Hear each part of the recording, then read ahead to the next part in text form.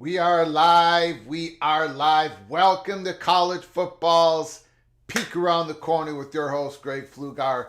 We cover everything in college football because we love everything in college football. And if you do as well, please subscribe to our channel. Hit the subscribe button. Smash the like button if you like our content. Share the video with your family and your friends.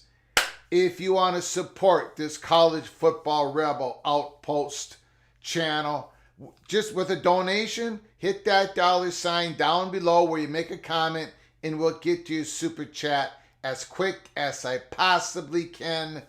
Welcome into the studio that sits on the corner, the very corner of Keith Jackson Parkway and Kurt Gowdy Avenue, right in the middle of Heisman City.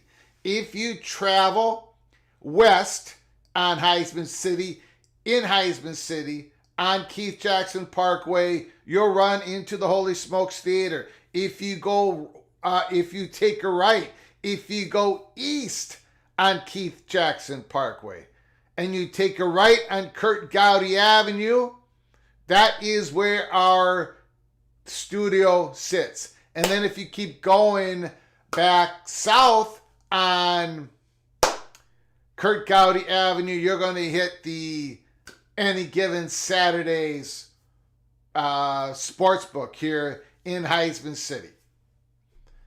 Now, if somebody wants to draw up a map of Heisman City, PATC community, if you want to dot the houses where everybody in the PATC community lives, go ahead and do that, and we'll make an arrangement, and we will pay for it here at Peek Around the Corner.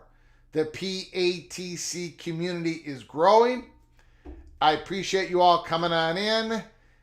Do not be afraid. Do not be afraid to be a legend in the comments, in the chat room, with your comments and with your phone calls later in the show. We're going to be going through a couple different Matt Baker, the great Matt Baker. We put the adjective great in front of 4 reporters. As of right now, that could change. We could be adding a 5th, a 6th, a 7th. But when we talk about Matt Baker, we say the great Matt Baker, the great Brett McMurphy, the great Ross Dellinger, the great Pete Thamel. That's what we do here at Peek Around the Corner. Because they know what they are talking about. Matt Baker has done an incredible job reporting what's going on in the courts, what's going on with his FOIA requests, what's going on all over. Florida State does a great job with USF, stuff that is going on in South Florida. He writes a great article. We're going to be going through some of it. Only about half of it. It's a long article. It's beautifully written, once again, full of great information.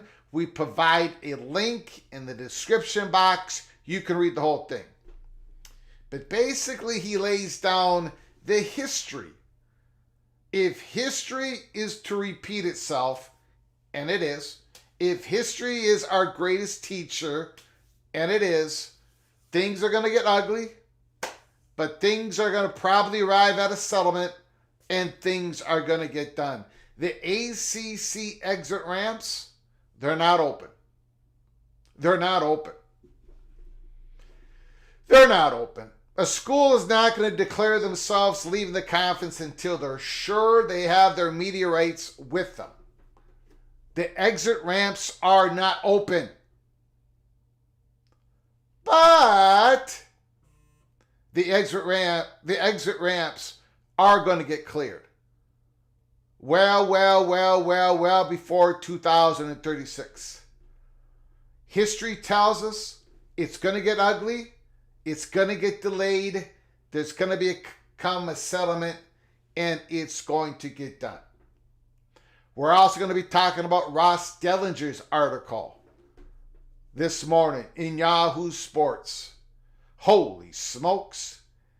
Are you mean to tell me that football roster sizes are going to be actually decreasing? It may be true. No more walk-ons? It could be true. All these other varsity sports rosters might be expanding, especially baseball, but football is going to decrease. Holy smokes. What does that mean? I'll tell you what that means. That's a lot of good news. That's a lot of good news for programs that are not named Ohio State, Michigan, Penn State, Alabama, Georgia, USC, Oregon. For the rest of us, and most of us is the rest of us, that is good news. We do not, I'm selfishly speaking. As a Golden Gopher, I don't want those rosters to grow to 120 scholarships. I don't want that. It doesn't look like it's going to happen. It does not look like it's going to happen. But we're going to start the monologue. We're going to start the monologue today on May 9th, discussing what was said on May 8th. Last night in our late night show. If you missed it, you missed quite a show. You're probably going to want to go back and watch it. Started at 11 o'clock Eastern time last night. Kansas. We're going to start the monologue talking about the Kansas aftermath. What was told to me by people that you would be shocked that they're even talking to me. I'm just going to relay you what was expressed to me. And then I'm going to tell you a funny story, and then we'll get on with the rest of the show. But first of all, let me thank everybody who's arrived at the beginning of our Thursday lazy afternoon PATC show. Derek Marie is in the house, and Mr. Monkey says comes in second. Penn State throwing the blue and white elbows. Charlie Atwood is in the house. Kerry Gold Nose 4637. What is up? Kyle Visser is here. Cameron B. Rock Chalk Jayhawk, long time PATC community member of the channel. Cameron B. is in the house. Mr. Terrapin, JD Turtle, getting all excited about MJ Morris. The new Terrapin era is almost, it's gonna happen. It's starting soon. Randy Taylor is in the house. King Fitz is here. Daryl Harlow is in the house. Jeff Morgan, Mr. Mountaineer Jeff Morgan is here. Paul Clifton. God bless Florida State University. Matt Neeson, the Cyclone, is here. Longtime member Matt Neeson. John Dry, Expedition Greg. Larry, the GM. We are live. John Dry is here. Lee Go Gators. Phil Newman. Rock Chalk Baby. Caleb Ramirez. Stephen Clark. Gary Pacharis is here. Greg's not big on cheese. He is not the little cheese. He is the no cheese. With meat. You guys you got to add in that part. No cheese with meat. Cheese without meat. Humble Bumble Duck. PATC. A special place to make your workday more fun. Thank you for those kind words. Humble Bumble Duck. Appreciate it. Jay Chapman just got the notice. Stephen McNeely is in the house. A long time PATC community member. I appreciate it when Stephen is here. Richard Jones. Chad Bracey. Delay? Oh no. It's not delay in the sense that there's something new. It just isn't going to happen lickety-split. So, everything's okay, Mr. Chad Bracey. Jen Fari is here. Mountaineer Mooncat is in the house. Tumasta, the cheese has been spread. Brian Wade is here. B is here. Ricky is here. KJ Ladefs. I'm sorry, I mispronounced that name probably. KJ Lad FS. I appreciate you being in the house. Test subject 38. Stephen Vitt. Colorado Buffalo. Richard L. is here. John Stewart is in the house. The Eva Badger. Ryan Willie, Minnesota will go 3-9. No!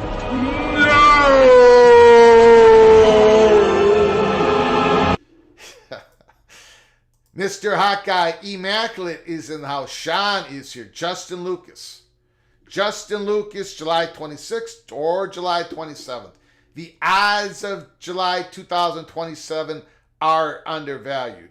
And I would 100% agree with Justin Lucas. But I do think July 2026 is the chalk. But July 27 is undervalued. July 2025 is a little bit overvalued, in my opinion. Justin is a whole lot smarter than me. He has shown it many times on this program, as many of you have as well. But I agree with Justin Lucas. Kerry Gold Nose just got updated Las Vegas odds for early college football games. Florida State is favored in every game except Notre Dame. And I'd be lying if I said I wasn't shocked. You know what? I'm going to talk a little bit about this.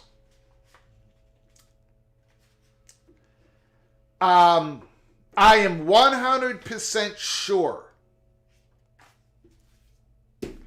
I am 100% sure that I am going to absolutely butcher my way too early in my official ACC predictions. I have fallen in love, and I don't think I can fall out of love with a couple of ACC football programs that haven't won the ACC championship, well, since forever. So I am going to get it all wrong. Greg the Cooler is going to come back in style. Profiling. The ACC is going to be a wrecking ball for yours truly. And I also got a feeling that the Big 12 is going to be a wrecking ball for yours truly. Last year I predicted Texas to win the Big 12. Last year I predicted Washington to win the Pac-12. Last year I predicted Florida State to win the ACC. The Pac-12, USC was favored by the media. In the ACC, it was Clemson. I mean, I got some stuff right when the conference races. It's just my pick against the spread. Weekly games against the spread went pear-shaped once again. But my prediction for the conference races, real good except for the Big Ten. But this year, I think the ACC has a chance of annihilating me. In the Big 12, I don't know, man. I don't know what we're going to do. The Big 12,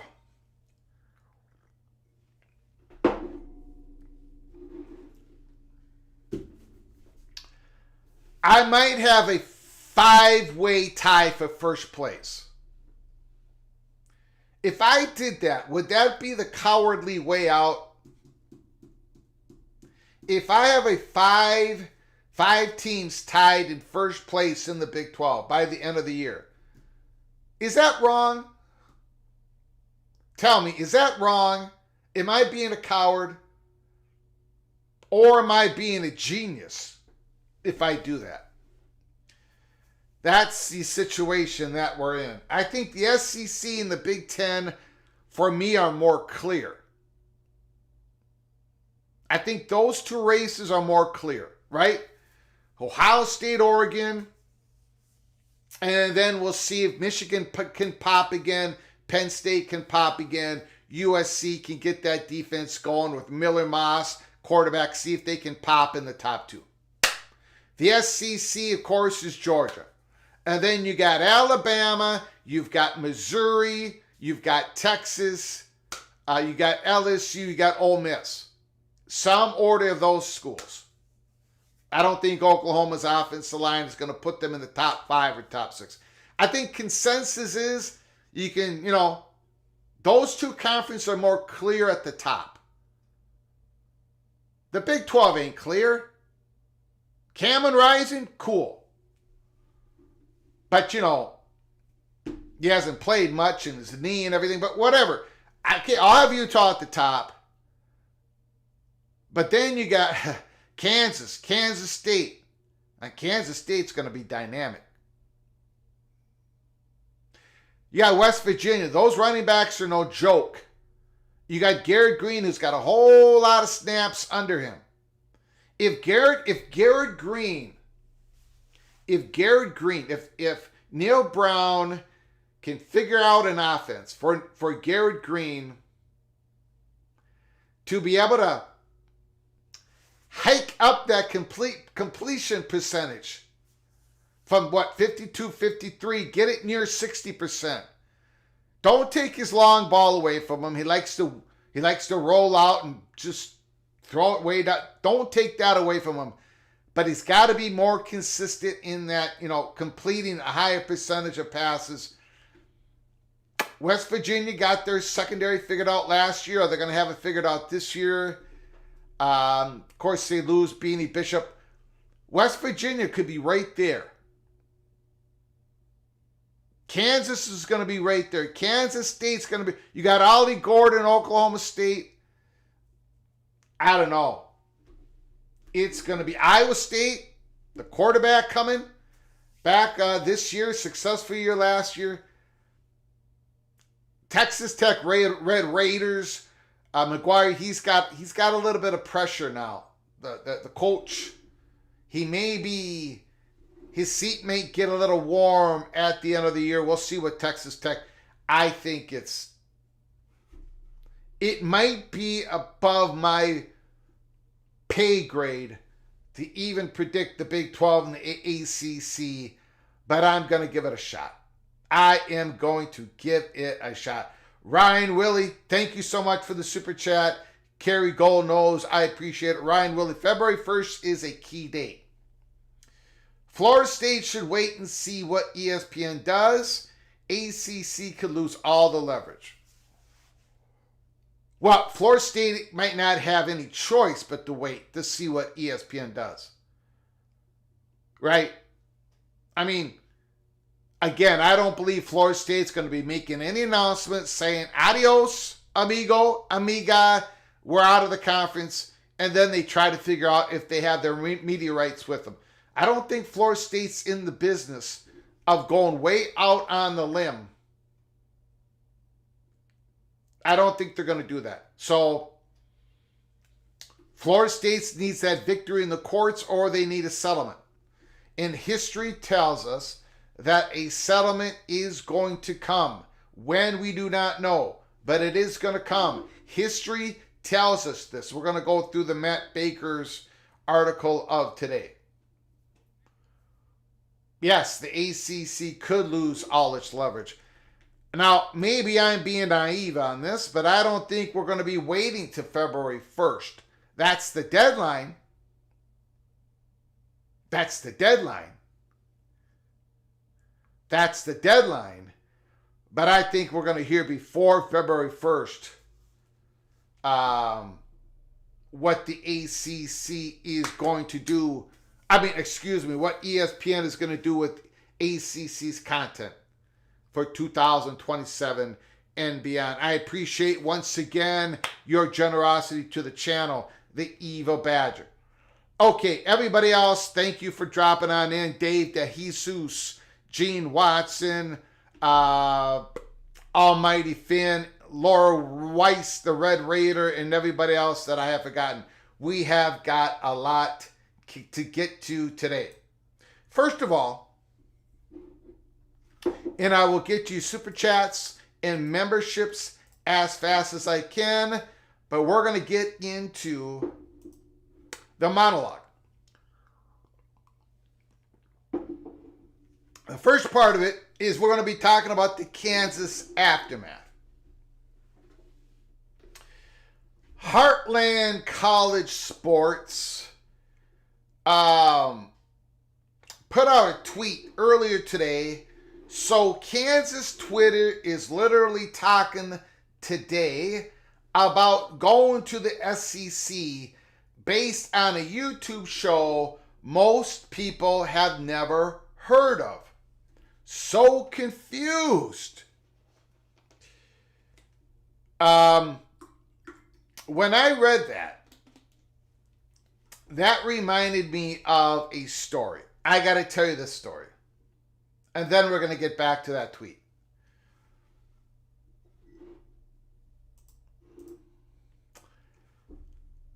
I got to tell you a story. For whatever reason, that tweet reminded me of... So, in high school, now, as many of you know, I have sang at funerals and weddings and events. I used to sing the national anthem at community college football games back in the day. Used to do a whole bunch of singing in high school. And I've done singing on this channel, which is, too bad for all of you as you scurry toward the exits as I start to sing. I've done fight songs on this channel. I've dedicated songs to certain events in college football, try to make it fun. We take what we do here seriously, but we don't take ourselves too seriously. So I've sang some songs on this YouTube channel. During high school, I used to sing in a Chambers a cappella group. Okay? A cappella group. You know, I got a nice loud voice, as you can tell. And for 3 years, 1984, 1985, 1986, me and this other gentleman, and I'm not going to tell you what his name is. We're just going to call him Mr. X. Okay? Now, this Mr. X, now I sang at Robbinsdale Cooper High School in Minnesota. Okay? And I and this Mr. X, we would be the lead singers of the chamber music. The chamber musics were 12 people, a cappella, right? And me and this guy, we used to lead it. We'd blow on this thing. We would lead the group. We would start the songs. We would travel all over the place in Minnesota. We would go to anywhere and everywhere. For 3 years. Even when we were sophomores, juniors, seniors, we led the group. There was another gentleman who was in the group for 1 year.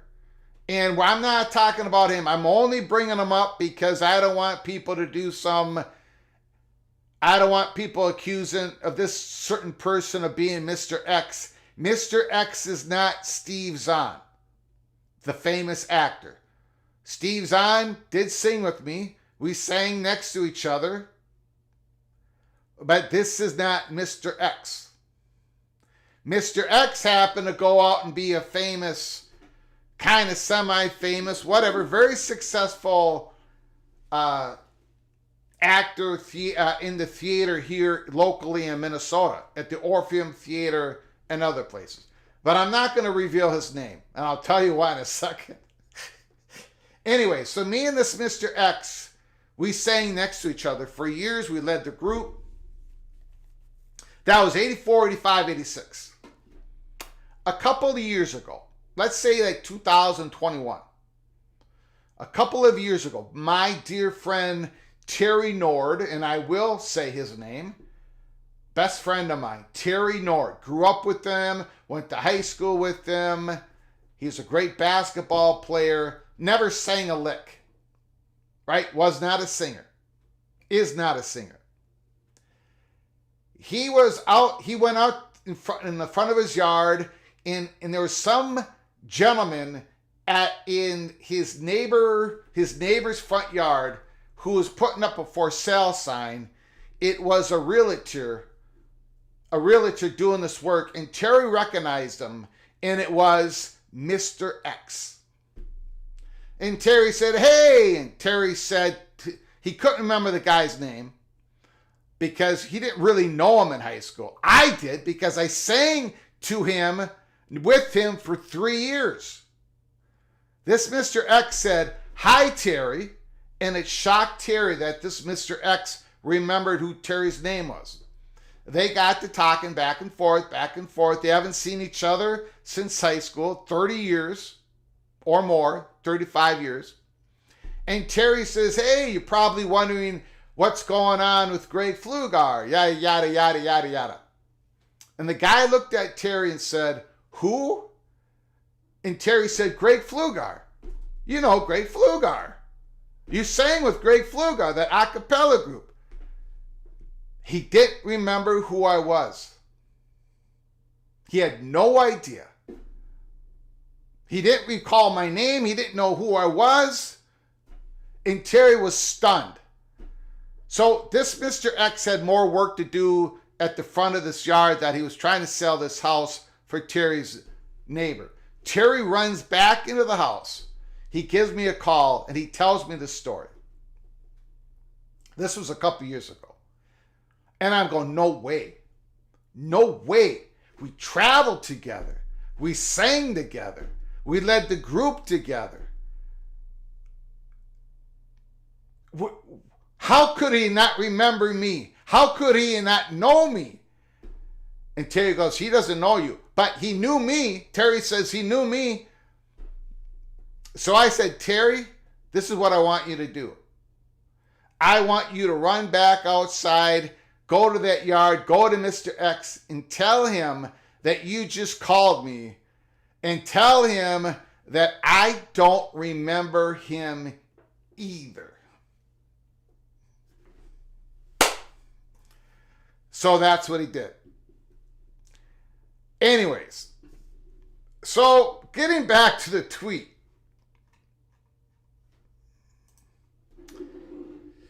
So Kansas Twitter is literally talking about going to the SEC based on a YouTube show most people have never heard of. You know what? That's fine. Because it's like most people who know me don't even know me. That's the moral of the story. For whatever reason I thought about it. Even people who know me, forget about it. Just forget about it. Forget about me. I left no imprint, no impact on this gentleman. Unbelievable. That's what I thought of when I saw that tweet. I don't know. I just thought that was a little fun. Anyways, to get back to the to get back to this tweet. We did not declare that Kansas is going to the SEC. We did not. We said over and over and over again, it was clear, it is not imminent and is not guaranteed. But what is clear, even more today than yesterday, is that if the SEC is motivated to go to 20, Kansas is most definitely in the game. Now, you can take that information however you want it. We did not declare Kansas is going to the SEC. But with this story and along with every other stories, all the other stories, understanding the lay of the land, Kansas as SEC 20 is in play, most definitely. Now, again, this is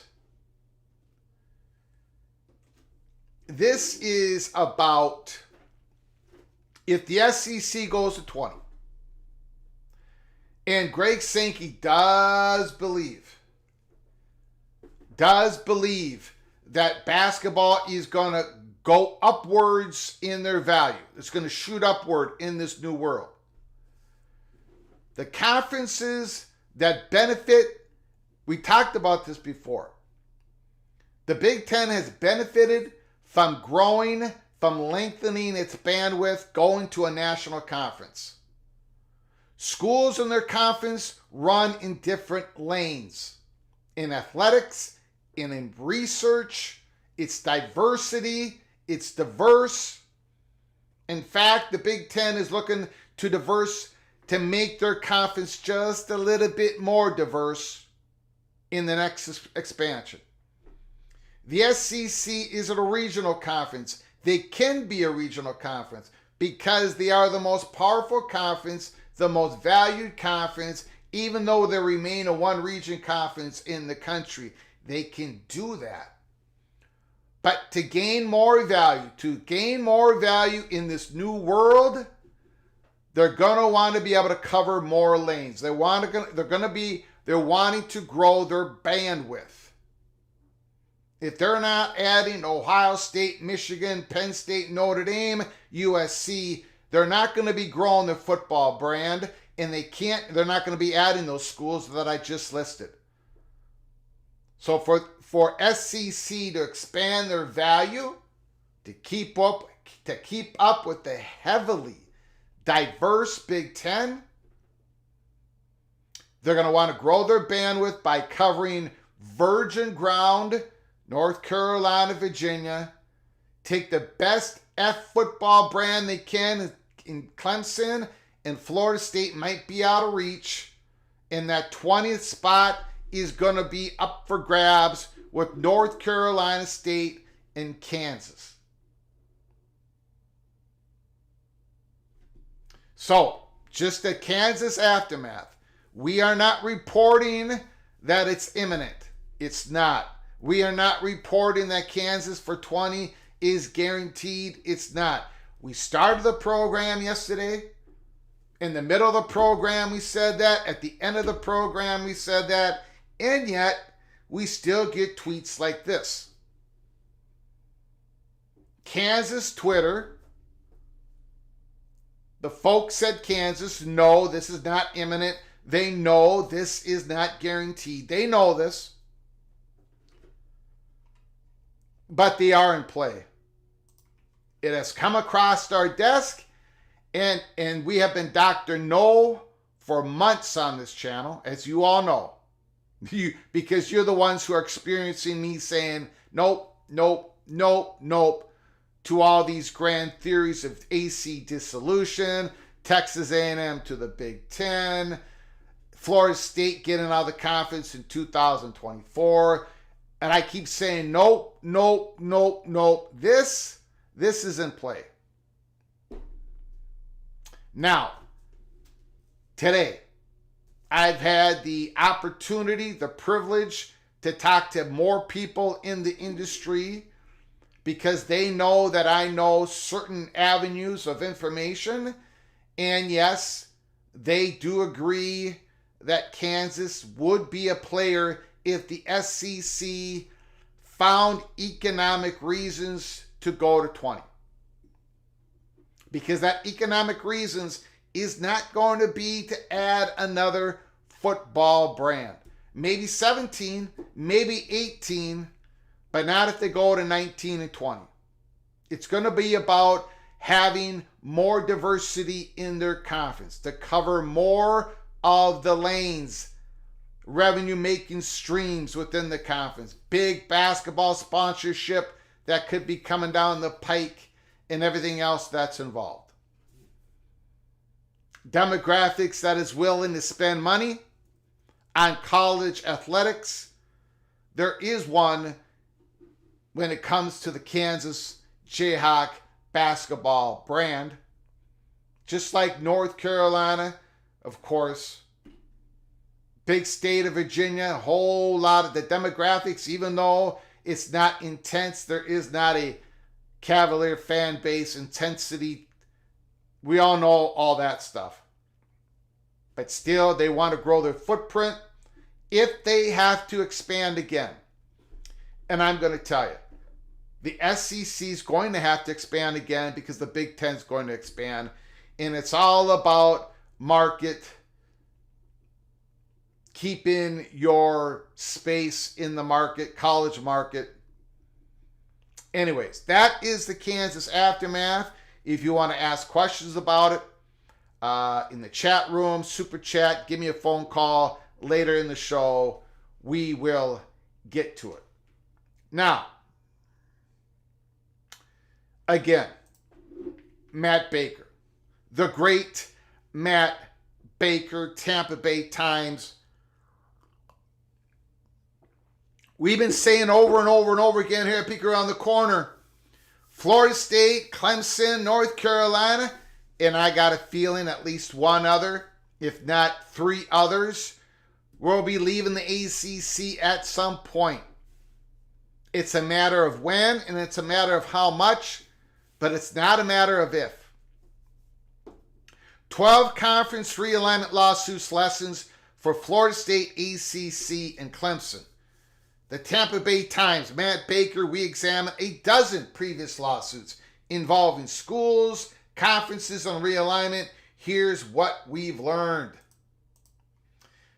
Although the last round of conference realignment was getting ugly, at least one major player never thought it would get to this bad. Lawsuits over who is in the ACC. In the past 25 years, 39 other schools have changed conferences. Attorney Eric Eiskopf told the Miami Herald. and there's never been a lawsuit. That was 21 years ago, as the Hurricanes prepared to flee the Big East. Since the start of that legal brawl, no fewer than 19 realignment lawsuits have followed. History is repeating itself. So we're going to learn what history tells us today, and it's probably what's going to happen here in the near future. 5 lawsuits are unfolding right now. We don't have to go over through, we know all the lawsuits back and forth, 3 different states. How and when the ongoing cases will end is unknown. But the Tampa Bay Times reviewed every relevant case from 2002 to 2022, looking for clues, reoccurring themes, settlement figures, and timelines. Here are the 12 takeaways. Number 1, expect a settlement. Every single case but one was settled out of court. And that exception comes with a caveat. In 2004, a Massachusetts judge sided with Boston College against the Big East over its exit fee, but that only ended with one part of the complex dispute. Mediation led to a quick resolution in at least one case, the WAC suit against Nevada, Fresno State, and the Mountain West over their exit timeline. That's notable because Tallahassee judge has ordered a mediation between Florida State and the ACC. The mediation hasn't started yet. The mediator hasn't been chosen yet.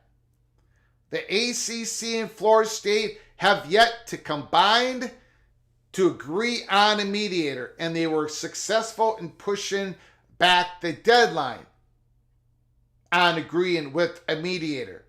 The Judge Cooper, granted an extension, I think it was 60 days, and that was about 10 days ago. So they got about 50 days left of this deadline to pick a mediator. Florida State and the ACC, and then they're going to go to mediation, but they don't have to settle in the mediation, of course. The dueling lawsuits are common. History tells us dueling lawsuits are common. There are a few precedents for the parallel litigation playing out between Florida State, Clemson, and the ACC. In November 2011, West Virginia filed a home court suit against the Big East on its way to the Big 12. The Big East sued the school back a few days later in its home court, Rhode Island. In between, the Mountaineers hosted the Big 12 to celebrate their move. A year later, Maryland and the ACC started suing each other over the Terrapins' jump to the Big Ten. The messiest by far was the 2003-5 legal brawl as the ACC prepared to raid the Big East. Man, those were wild times. It featured at least 4 lawsuits in 3 states, Florida, Connecticut, Massachusetts, involving various combinations of teams staying in the Big East. UConn, Pitt, Rutgers, West Virginia, teams leaving for the ACC, Miami, and Boston College, plus both conferences, league administrators, everybody suing everybody.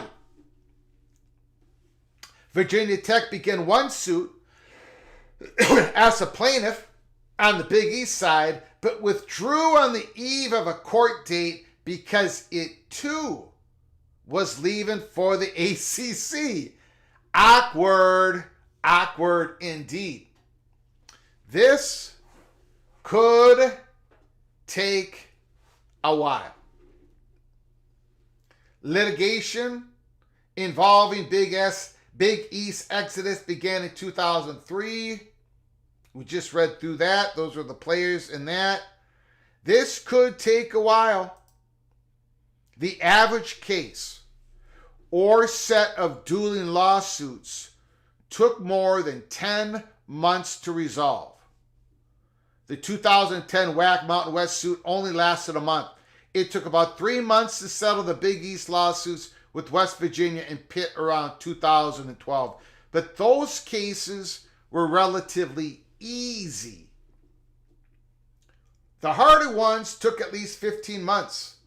The legal fight over Maryland's ACC exit began in November 2012, ended in August of 2014. It took 15 months for Rutgers to drop its claim against the Big East American Athletic Conference. The longest timeline, the 2003-5 Big East brawl involving Miami, it spent 23 months in the courts. So, history tells us, there's been 1-2 exceptions, but history tells us that this is going to take a while. It could take a while. I think it is going to take a while. Unless I keep pointing to Judge Cooper in that ACC ESPN media agreement. If he rips that thing open, if he rules within the next couple months that could go into public view, then I think the timeline might shorten. And then, of course, you got ESPN trying to make a decision on whether they're going to extend their content, the distribution rights for 2027 and beyond ACC's distribution if they decline on the option. The deadline February 1st, well, that's going to shorten everything up. So there is a lot of variables. This is a very complicated situation.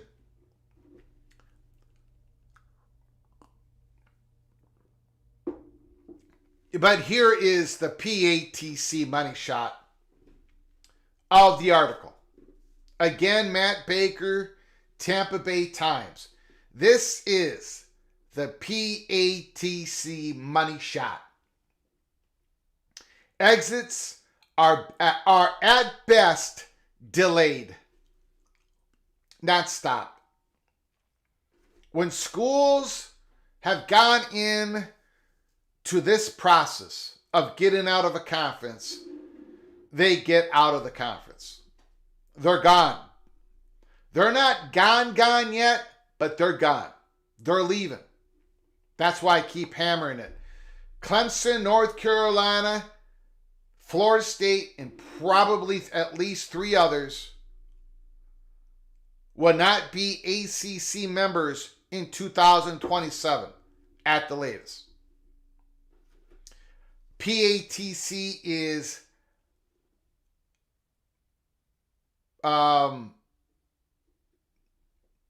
we honestly, truly believe that 100%. Exits are best delayed, not stopped. None of the cases we found prevented a school from changing conferences. The Big East brawl began before the ACC voted to add Miami and Boston College, but the litigation merely complicated and slowed their exits. The WAC kept Fresno State and Nevada from leaving a year early, but they still left. On the other side, Pitt paid the Big East an extra $2.5 million to jump a year ahead of schedule. And I think PATC is under the belief that Florida State, Clemson, North Carolina, and a few other schools would be willing to pay premium price for the certainty to jump. But that window of paying the premium price, that's got to be dwindling. That's got to be, that window's got to be closing on the ACC to get that premium price for a payout. Pitt paid the Big East an extra $2.5 million to jump a year ahead of schedule. West Virginia got out 2 years earlier thanks to an $8.5 million settlement payment and a $9 million in withheld revenue. That withheld revenue is going to be a phrase I think we're going to be talking about in the weeks, months, and next couple years ahead. withheld revenue is going to be a matter of payment for some of these universities. Fights over home court advantage are routine. FSU and ACC disagree on whether the dispute belongs in Florida State's home court of Leon County or the conference home court, North Carolina, Mecklenburg County, where the league is based. Several other sets of cases had arguments about where they argue. Conferences generally won. Remember that. Conferences generally won. A Maryland court paused the Terrapin suit while the ACC's North Carolina suit proceeded. I'm not sure Judge Cooper's going to do that. I got a feeling that Judge Cooper is not going to hit the pause. That's my take on it. Let me know what your take on it is in the chat room and with the phone calls. A federal New Jersey judge moved Rutgers' complaint against the Big East to the conference home state of Rhode Island. A Connecticut court ruled that Boston College did enough business in that state to be sued there while leaving the Big East. The legal arguments echo. Florida State and Clemson both say they can't be sued outside their home state because of sovereign immunity. The Tallahassee judge has acknowledged significant questions about how it should apply. Maryland tried the same argument against the ACC and lost. Florida State and Clemson both authorized the 2012 ACC suit against the Terrapins, despite potential sovereign immunity claims. A Rhode Island judge rejected a similar claim by West Virginia. The reasoning, the school acted like a corporation, and sovereign immunity couldn't deprive a Rhode Island citizen, the Big East, from seeking relief. Maryland, Nevada, and Boston College, like Florida State, thought a conference didn't follow its rules. The Eagles saved $4 million that way when a judge enforced the Big East's original exit fee of $1 million instead of the new one, $5 million. Florida State's litigation echoes Maryland's claims in other ways. A draconian and unenforceable withdrawal fee and chilling antitrust policies that could hurt the school. A Maryland judge didn't buy either argument. Florida State has accused the ACC of rushing to the courthouse for home court advantage. Now, Judge Cooper did buy that argument. It's obvious. It is obvious that Judge Cooper believes in Florida State's argument that the ACC did some forum shopping, rushed to the courthouse. Pitt and other Big East holdovers similarly accused Miami of making an opportunistic bid to seek refuge in what it perceives to be a more favorable venue. The ACC's best argument is the same the Big East commissioner used after West Virginia's suit. To put it simply, a contract is a contract. And finally, things can get ugly. West Virginia said the Big East and its ineffective leadership meant the league had denigrated it into a non-major football conference whose continued existence is in serious jeopardy. It sounds like Florida State blasting the ACC and its commissioners for leading, quote, the enterprise to its existential brink, unquote. The 2003-2005 Big East brawl was the nastiest. There were allegations of manipulation, backroom deals. We're getting that with Florida State, Raycom, right? ACC Raycom. The former commissioner, Raycom. There were allegations of manipulation, backroom deals, in deliberate scheme to destroy the Big East. Miami filed a defamation suit against UConn, accusing the school and state attorney general of fabricating and disseminating information. Big East schools went out of their way to mention Miami's probation and Boston College gambling scandal. Holy smokes! Its commissioner called the impending exits the most disastrous blow to intercollegiate athletics in my lifetime.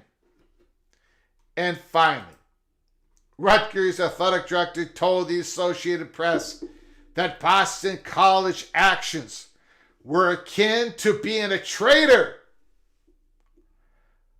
because the school ditched the Big East after promising to strengthen it. 9 years later, the Scarlet Knights sued the same conference, saying it allowed its football competition to substantially decrease, which, coming from Rutgers, is saying a lot.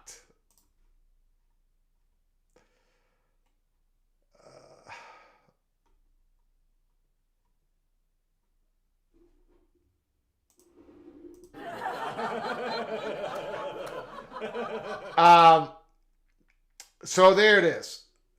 The great Matt Baker, Tampa Bay Times. History is repeating itself. This case is a lot more complicated. So if history is any guide in this, number one, it's going to take a while. The chalk is not that this is not going to end in 2024. But there is some, we got that February 1st deadline. If ACC declines its option to extend distribution rights, if ESPN declines its option of distribution rights of the ACC beyond 2027, that's going to change everything. But this probably will take a while if history is any guide. But there's going to be a settlement. And schools are going to leave. It's going to get ugly, but these schools are going to leave. If history is any guide, and it usually is. This is a more complicated case. Politicians are going to get involved, just like these other cases. Now that was not the entire article. If you read more of the article, Matt Baker talks about how one wave of realignment can affect the next. How the exit figures, the numbers have exploded throughout the years. And the existential threat to the ACC is real. So that's why the ACC is going to do all they can to protect themselves. Anyways, if you want to read the whole article, please go to the link provided in the description box. Hit the link, read the article. The great Matt Baker. I just want to hit upon a little bit here before we get to your phone calls. This is Ross Dellinger article. This is something else, guys. This is something else.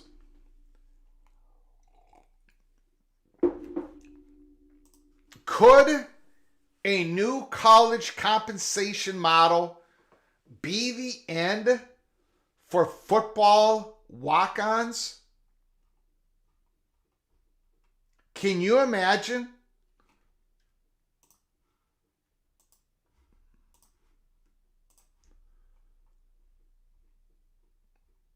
Can you imagine a world without college football walk-ons? Well, it's at least under consideration. As part of a proposed new athlete compensation model, power conference leaders are considering significantly reducing football rosters, potentially moving from a roster of more than 115 to as few as 85 to 95 players. That 85 number aligns with the maximum scholarship number permitted under the NCAA rules.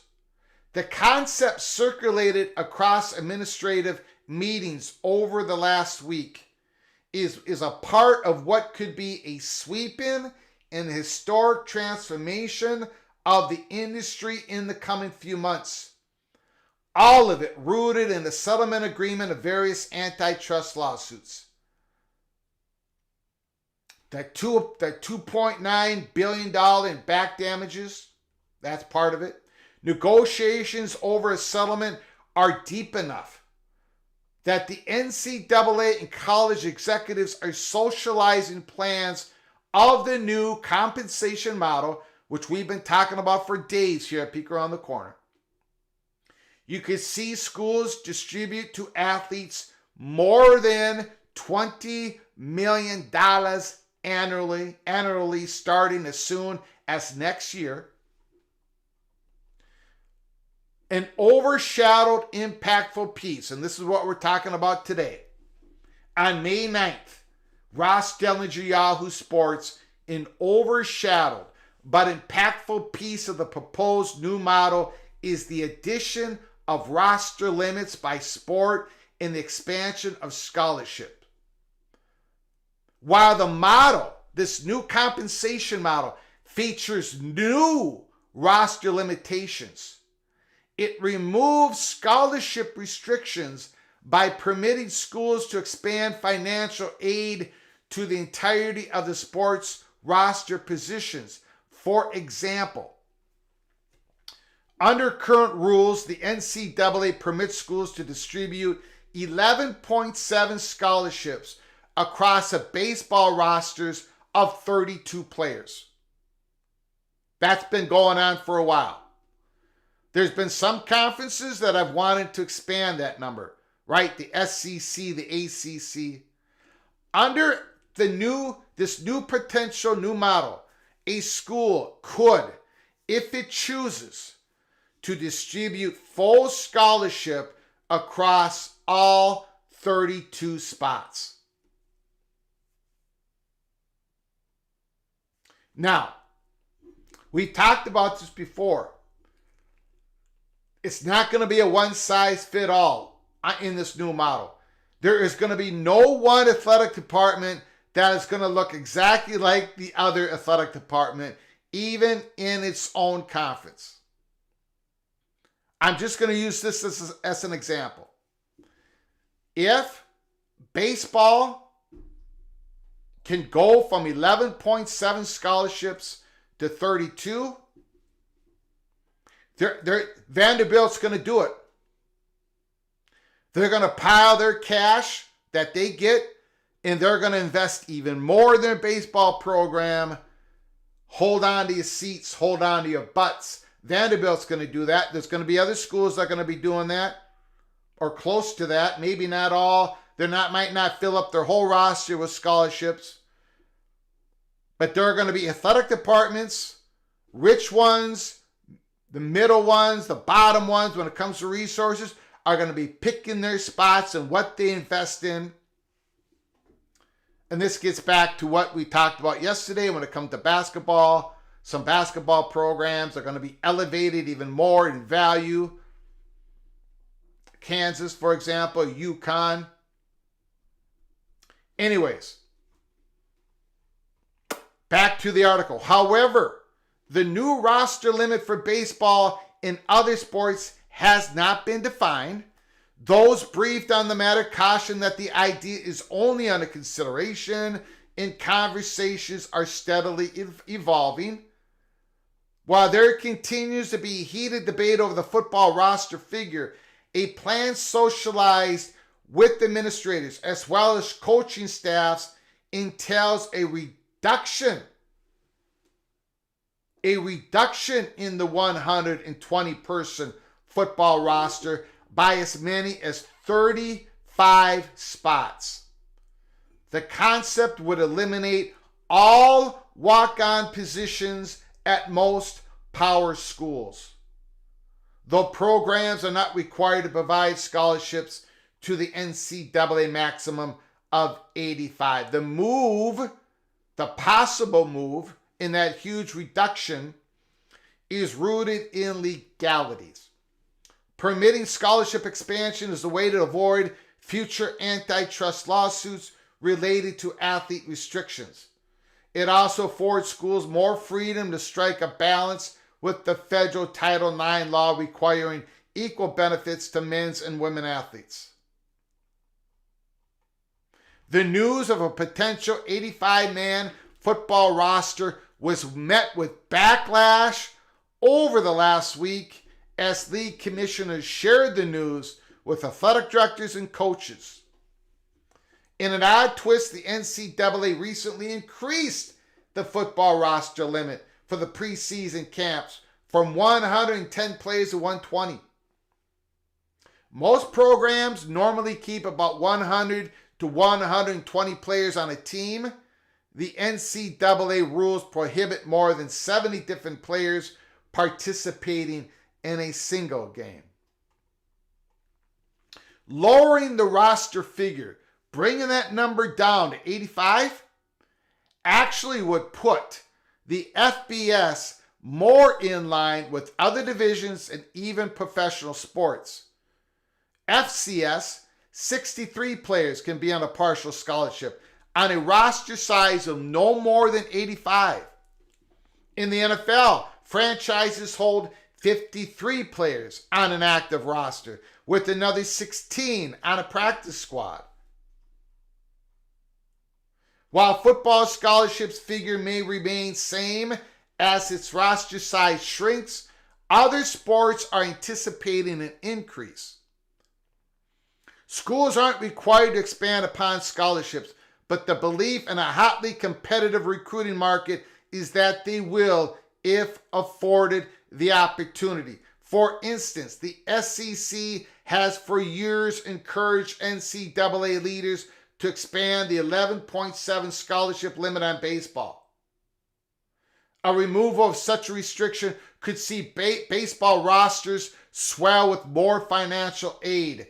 In turn, women's sports are likely to see their scholarships rise as administrators work to satisfy Title IX. There is more to the article. Again, we provide a link in the description box. Basically, the world is changing, and it is coming on fast, and it could be here by 2025, by the start of the 2025 football season. But look, I'm a little shocked, but I do understand the logic. Football roster size may be shrinking. The scholarship limit may stay at 85. It could jump up to 95, 80. I was believing that it was going to grow. And this was going to be a big advantage for the blue blood, for the helmet schools. But if it's not, if the rosters are not growing in size, if the scholarship roster is not growing in size in football, and players are bound by a contract, some sort of contract, be it the result of a collective bargaining agreement or with the settlement in which it's codified by Congress. Congress gives college football a carve-out, college sports a carve-out, so it has protection from antitrust. However it happens, if players... Now, I'm going to show a little bit of optimism here. People get upset with me when I'm a little optimistic. But if players are bound by contract, if they sign the contract with their letter of intent, if they sign their, however it's done, their name, image, and likeness to the university, that they will own their name, image, and likeness for 2, 3, 4 years when they sign on the dotted line. That's advantage for the rest of us. That's an advantage for schools that are not Alabama, that are not the Buckeyes, that are not the Wolverines, that are not the Nittany Lions. That's advantage for programs that are not in the Big Ten, not in the SEC. That's an advantage for the bottom half of the Big Ten, the bottom half of the SEC.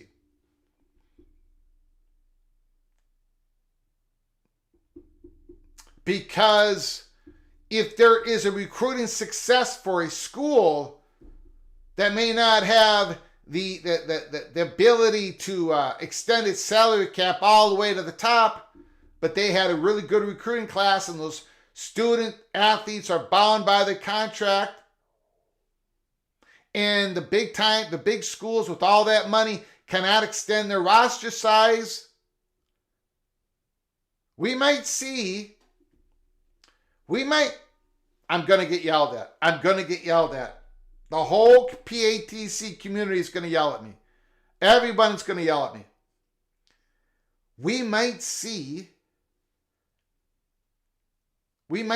just a little bit more competitive balance.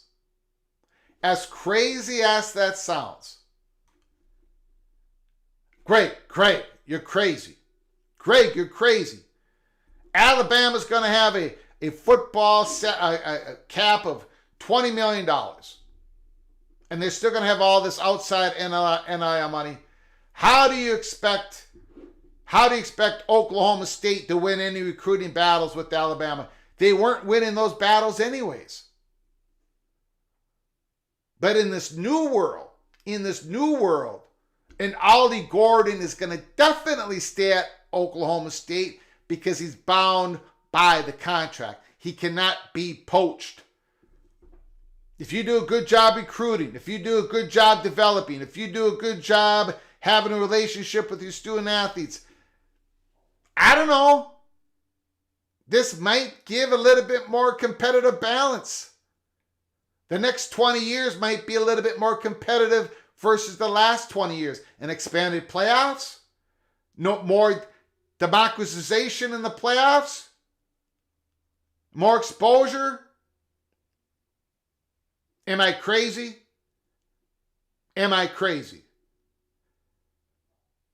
Well, there's no question that I'm crazy. There's absolutely no question that I'm crazy. DP says yes. No question about it. Okay, let it rip. I'm going to open up the phone lines.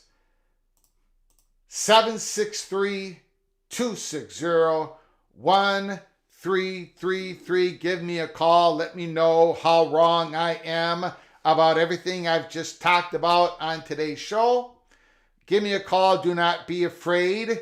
Do not be afraid to be a legend. Jay Ballin, maybe a little. SEC's already taking hits, stockpiling players. Is some now leave the transfer portal? Yeah. I'm just saying. For the others. And when I say for the others, I mean everybody outside the top 12 football factories. Okay? The others. The most important piece of this revenue model to me for competitive balance and competition is the major product that is trying to be sold by college football. You've got history, you've got pageantry, right? You got school versus school, just fan bases versus fan base. Competition has to be the big part of the product that you're selling. The most important part of this to me is that binding contract. Look, for most of us, we are used to not getting loaded up 5-star athletes on our teams when it comes to football. Most of us acknowledge that on next Saturday's game against a traditional powerhouse, we are going to get our doors blown off its hinges. But what really kills us, what really hurts the others, and I include pretty much everybody except for the top powerhouses. What kills us is the poaching in the dead of night. When we have recruited, when we've out-recruited the big boys. When we have isolated an athlete with relationship, a connection. They come on in, they enjoy the university, their families buy in, the school develops them, they hit it big time, and then they get poached. Above all else, I think that's what's killing the game. That's what's hurting the game of college football. So that binding contract, for me, is the most important element. Gene Watson, will state and federal taxes play a part in this financial model? Yes. Big time. Big time. Taxes are going to get paid. Now, I don't know about the scholarship benefits, no. But I think everything outside of it, yes. I think so.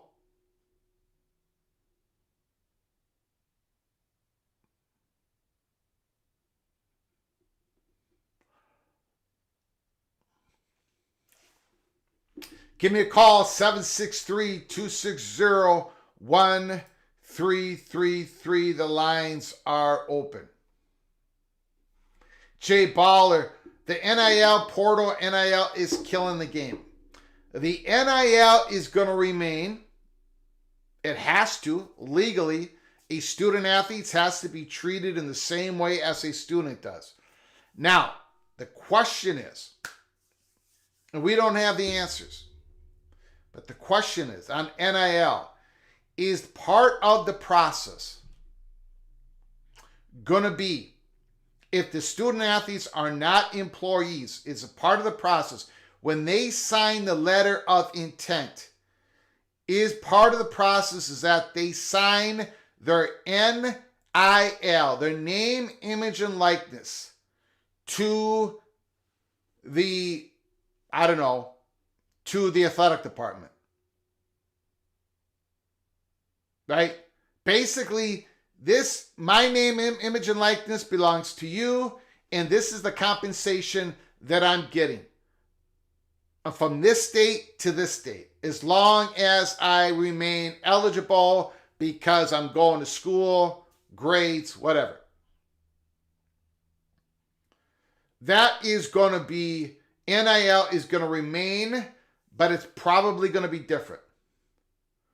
The portal is also going to stay, but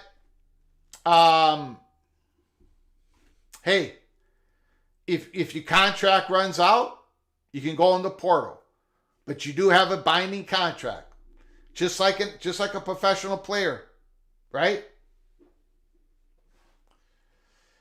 College football players deserve freedoms and latitude enjoyed by coaches. LFG. Well, NFL players don't. NBA players don't. Right? So it's hard to see how college football players are going to have the same freedom and latitude as the coaches.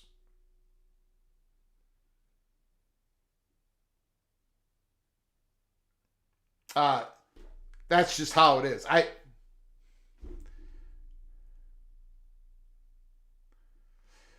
Hey, Greg, Justin Lucas. It seems sort of surreal that the first realignment moves become official in just 50 days.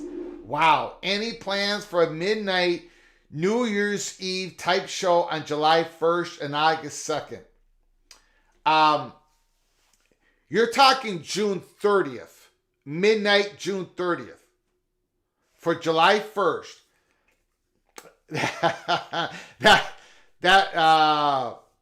Wow. Now, July 1st, tell me if I'm wrong, that would be for Arizona, Arizona State, Colorado, Utah to the Big 12. That would be for Stanford, California, SMU to the ACC. The August 2nd would be USC, UCLA, Oregon, and Washington to the Big Ten. Did I cover all that correctly? The August 2nd is Washington, Oregon, USC, UCLA. July 1st is all the other stuff. Tell me I'm wrong, Justin. I think that is correct. Oh, Texas, Oklahoma. Jeez. My bad. Texas and Oklahoma. I'm sorry. Yikes. My bad. Holy smokes.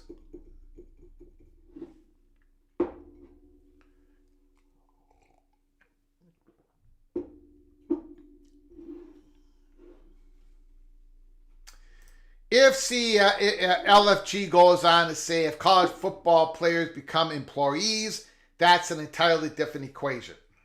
In the current context, they should be allowed to be free agents.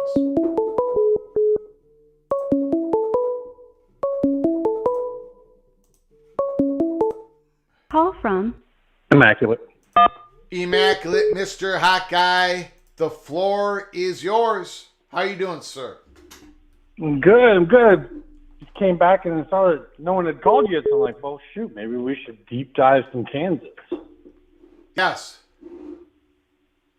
I know there's a lot of people out there who think that there's just no value there. And, I kind of makes me wonder, like, okay, well, how can some people look at it and say, oh, I see value, and then some people look at it and see no value? So just in terms of where I see value, I guess what I would share and say is that what I see most valuable for them in terms of realignment is the fact that they have an administration that, with the money coming in that they've had, they have gone on a spending spree for improving their facilities to the degree of a high-powered school in either the SEC or Big Ten. Yes. So for an administration that can find a way to do that, that's not a small thing. Wherever they're finding the money, what they're doing, that shows like the desire to really take their programs up in level in the future.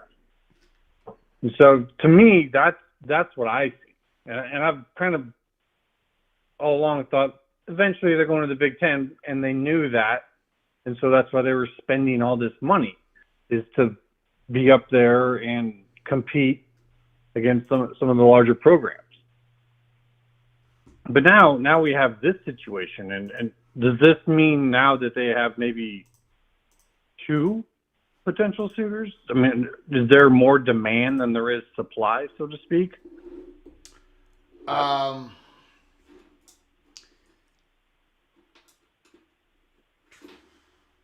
Because that works for both conferences. Like when you have a program like this or a school like this with an administration like that, if the Big Ten was ever to look to go past 20 to 24, yeah, you kind of got to look at that and say that could work with the division in the West. If they're going to be a strong team, they need, if Nebraska's not going to pull their weight, maybe Kansas does. Yeah. Yeah. I think I don't know, the word suitor, I kind of get nervous with people are using the word suitor a few times here on Twitter. Uh-huh. And I've wanted to say, there's really no one, SEC's not really a suitor for Kansas right now. It's just, there is a projection that Kansas's valuation is going to jump, right? And it's going to be in the sweet spot for the SEC for them in their projections on trying to increase their value of the conference in this new world. I think there isn't anybody that I talked to for this story and today, a couple different people in the industry. There has been no one's having a conversation with me saying, but the Big Ten, as of right now. Mm-hmm. I know I know that's on message boards and everywhere else, but that it isn't really the Big Ten's priority. Just isn't with Kansas right now. No, but they have vetted them in the past and looked at them. Absolutely. Like more so, than like once. when I mean that, I don't mean like a short term. Like right now, they're both at it, but just like there's been that. Like they know their value, they know where they're at. It's probably a 20 to 24 consideration, not a sure thing, but a consideration. And that's why I say, like, if the SEC is serious about getting Kansas, which I am not saying they are, others are, but if they are, I am of the opinion that they're probably better off to do that sooner rather than later. Because if, some of these other things that are happening, once they start to fall in line and fall through and we really get a good picture of what's coming in the future, that could change. They might look at them. And so I personally look at with Missouri and they're increasing their stadium. Just that rivalry game alone now, knowing that they're going to, 100% of the time, it'll be in a brand new stadium, made for TV, everything that ESPN or Fox would love. To me, the increase in value of Kansas to the SEC, I think is in large part due to the increase in value that Missouri has to the SEC. When Missouri joined, they were just thrown into the Eastern Division. Like they were quite literally the +1 of Texas A&M. Like we wanted an even number of teams for scheduling. Like it wasn't, love at first sight at all. Like they're just like, fine, we'll throw you over here. And Missouri, chip on their shoulder, came in there and says, oh, no. They don't know. They put their nose down and did what it took to get to the point where now they're respected. Now they have a place in that conference. But what they don't have is a strong rival. They tried to build up between them and Arkansas, and I just don't think Arkansas cares. It just doesn't seem like Arkansas cares. And quite frankly, right now, at this point in time, Missouri, sorry, Jamie, but Missouri is kind of the better team, whereas they're kind of on the same trajectory as Kansas right now.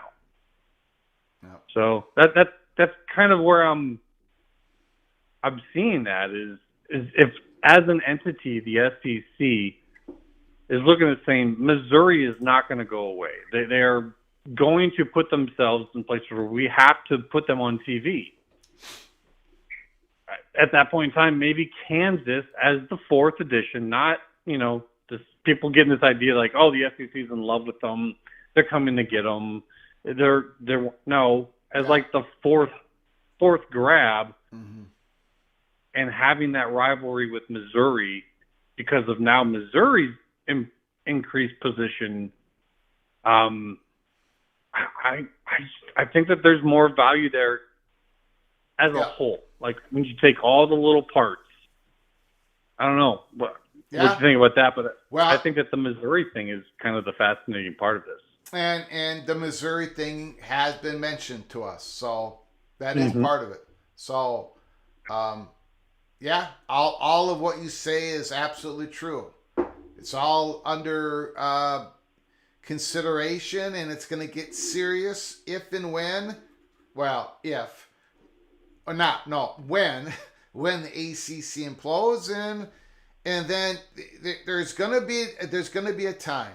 Right? There's going to be a time when the SEC sits down and says, okay, we just got news that the ACC imploded. Okay? And now... Probably due to their own actions, but, Yeah, some of it, yeah. Yeah. Cloak and dagger. But... Right. We got to make a decision here. First of all, are we going to successfully corral North Carolina? The answer is probably going to be yes. Although we could be wrong, but I'm just saying, probably going to be yes. Yeah. Who is the school coming with North Carolina? Well, it's probably going to be Clemson. Florida State is probably out of our grasp. If we're not, so now the big decision after that is, do we go to 20? That can go either way. Do you think that the North Carolina Board of Governors will relent at some point in time? Like, where do you stand on that? There's people who stand all points of that, and it's kind of a subjective, opinionated thing. Really, no one really knows. I don't think anyone knows. But to me, I think it would take some time for them to relent. And I just don't think we have enough time to force them to relent, right? Like if this was a situation like, this could go out a while, no big deal. We all just kind of go about our business, and we'll come back in a few years, and the board will have relented, and we can go on about our business. And I think that, I don't think that North Carolina and North Carolina State are tied together. But it just doesn't feel like we have enough time for that to happen. And so I kind of feel like the board has the leverage point here. Yeah. And so while, North Carolina and Clemson I think you're dead on. That's exactly who they'd want to, start off with and go with. And, if North Carolina was like, we want Virginia as our +1, they'd probably like, yeah, okay, fine, whatever. Like, it's not tremendous, but that's fine, we'll do that. Mm-hmm. And then you'd look around and you'd see what you want. Yeah. But with the position that board has, I just don't think North Carolina's +1 is Virginia anymore. And if the guy from ESPN was to come out tomorrow and be like, Virginia is still as a top pick for them, I'd be like, okay, all right. But I just haven't seen anything about them come out ever since the board take over, and ever since we found out that the president of Virginia is the one who has been rallying the troops to get the vote against Clemson and Florida State. Like, I mean, I understand, they get an invite the next day, poof, the guy's gone, whatever, and it's laughable. But at the same time, that's working pretty hard to try to keep things together. That kind of leads one to believe, like, maybe they don't have a spot. Yeah. And trying to get the most that they can. I don't know. It kind of seems like right now, UNC, North Carolina State, and Clemson is the move. And it's just that three. And so, be. And then the fourth would be between Virginia and Kansas. I mean, I'm not like, if Virginia is no longer the +1 and North Carolina no longer gets a say, I'm kind of the opinion that Virginia Tech is the better pick for the SEC than Virginia. Like, I think you get more of the state. It's a more followed brand. It's better for TV. Yeah, Virginia has basketball, but that's like, 15 to 20% of the value still. It's going up. But at this point in time, if you got to take Alabama, who's on a run, and you put them in Virginia Tech Stadium or Virginia Stadium and say, ESPN, where would you rather see that game played? I think that they're picking Virginia Tech. Interesting. Interesting. Because that's what it's going to come down to, is who does ESPN want to pay for? Is it going to be Virginia Tech or Virginia? And if Virginia is not NC's +1, I think we might have to revalue that whole dynamic. And then that comes into play, as people have said, well, what about Virginia's government officials? Do they allow that to happen? Do they get in the way? Does that then increase the value of Kansas? There's a lot at play here. So sure, I don't know. Yep. That was my thoughts on that, and maybe I'll get some folks to spur some talks to call in, but always fun talking to you, man. You got it. Appreciate it. Great call, Immaculate. Fantastic call once again, Mr. Hawkeye. Yeah, the North Carolina situation is very complicated. If North Carolina cannot unhitch themselves from North Carolina State, and they may not be able to, we may be looking at a North Carolina State, Clemson as schools 17, 18, 19 for the SEC. And then you go down to 20. Now, I have not heard Virginia Tech, anybody that I've talked to, when it comes to the SEC. I understand the football brand, the great fan base they got there, and all that stuff. I get all that, but just no one has spoke to me about Virginia Tech. Call from JD. JD, the floor is yours. What's going on, sir? How you doing, sir? Doing good, good, good. Yeah, I don't know if you saw it earlier, and this is a side note. Well, actually, it should be more important. But did you see Greg Swaim is in hospice care? I think he mentioned that himself publicly. Yeah. I don't know if he's mentioned that recently. Yeah, he just today was saying that he's now in hospice care. So Okay. anyway, I don't know the guy. He's another one of the realignment people, Yeah. but it's just Yeah, I don't know anything about it. Yeah, I got you. I I don't really know. don't. He's been on this. He's been in the chat room a few times. I've never talked to him. I really don't know him all that well. But my prayers go out to him and his family. I know he's mentioned that a couple of times on X. So. Well, today's the first time I'd ever seen it. So like I said, he's not one that it's that his claims are gospel, but the thing is that I feel like the more people that talk about it, the better. So I'm like, hey, talk away, man. Just have at it, But anyway, what's your opinion right now with what ESPN wants to do? Do you think they want to renew the contract? Do you think they have any interest in it? Yeah, well, I'm in the minority. I have, which used to be the majority, but I'm in the minority. I think they have interest in extending it, but because, and I know that ESPN lost money, yada yada yada, but they make money on the ACC deal. They just do. I'm sorry, but they do. They make money on the ACC network. As of right now, they do.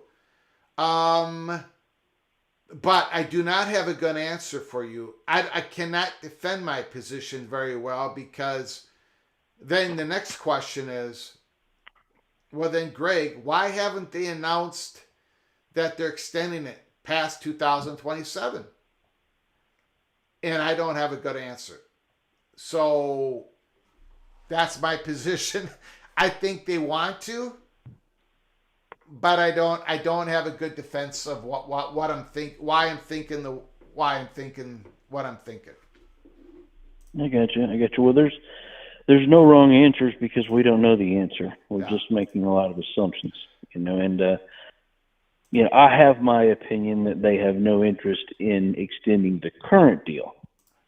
Do they still want to carry ACC content? Yes. Do they still want the ACC network to be there? Yes. Do they want to be able to move some of the entities around to more profitable positions? I believe so. I believe don't think they can do that legally. Oh, no. Not they do it, but they don't get in the way of it happening. In other words, me personally, go ahead. But I'm sorry to interrupt you. I thought maybe that would be the case, but after that pleading, when they went after the Florida State lawyers, and they went after Florida State, I don't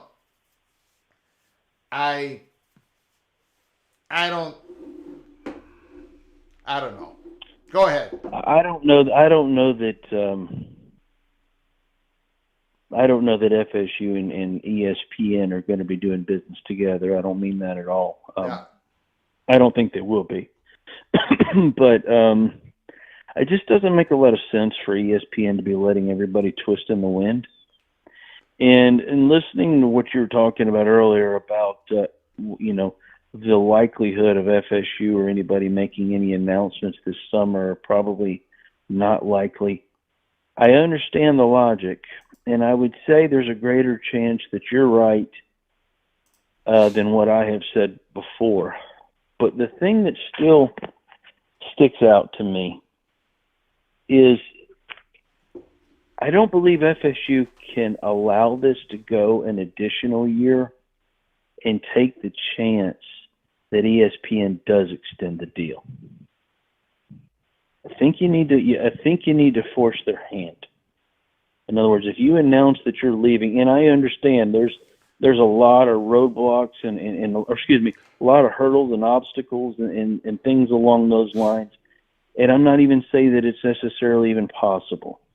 But what I'm saying is if there's a way that you could prevent them from extending that deal, because if you've announced, they're not extending it. If Clemson's announced, they're not extending it. Well, so I could see a scenario where if things this summer aren't ripe and ready, but you're afraid ESPN will exercise it, if you wait till next year to announce, well, February 1st is a lot closer than August 15th of 2025. And there's just so many factors at play. And again, I'm not disagreeing with you at all. I'm saying is there's so many other aspects that we can't fully discount. There's other things that we just can't discount. There's other things at play. There's other dates. And there's also, think about it like this. Let's just say FSU decides, well, it's not ready and we have to wait till 2025. And then ESPN, I don't know, some backroom deal with the ACC, or let's just say this. What if they extend it again? I think it's more likely than re-upping on the deal to 2036. I think what's more likely is they would be willing to extend it another 2 or 3 years. Well, you just potentially add in more money to the buyout, whatever it is. And they did it in 2021. Well, let's say they decide to give ESPN an additional 2 to 3 year extension. Well, they're going to get the 12 votes now. You got 3 new members about to join. And see, that's the extension that I'm looking at. I'm not looking at the extension to 2036. I have zero belief ESPN will do that. Will they extend it another 2 or 3 years? Try to lock a few of these other teams up? That's possible. Why wouldn't they extend it to 2036? Well, I'm talking about whatever the extension is. Everybody just assumes if ESPN re-ups the deal, it's going to go to 2036. I don't think they would. I think they would extend it for a 5 to 6 year term. But if there's a way financially that they could lock up FSU and Clemson for another 2 or 3 years and just extend it for 2 to 3 more years, well, I'm sure they'd try. But I don't know. You've heard for the last several, since probably 2019 going into 2021, that the networks want realignment. They're the drivers of realignment. So, like I said, behind the scenes, I think they're pushing people in other directions. And you and I have had these discussions. So, my opinions upon what ESPN wants changes by the day. Go ahead. I'm sorry. No, it's just now. I am not. We don't know what ESPN's position is on this, but it might be ESPN's position that if a Florida State declared they were leaving the ACC right now, today, ESPN's position might be, well, okay, but we still own your distribution rights because the ACC still owns your media rights. Okay? That might be ESPN's position.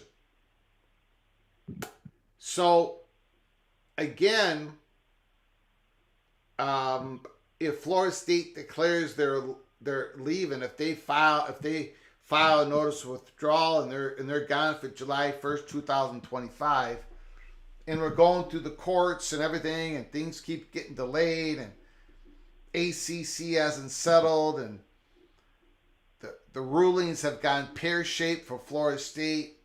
Now they're risking that they're going to lead the conference. ESPN's going to still show their games, but the money's going to go to the ACC, and the ACC is not obligated to give Florida State any money because of the ACC bylaws as a withdrawal member. The risks of the school just leaving, just declaring that they're leaving, changes the whole risk-benefit analysis of everything.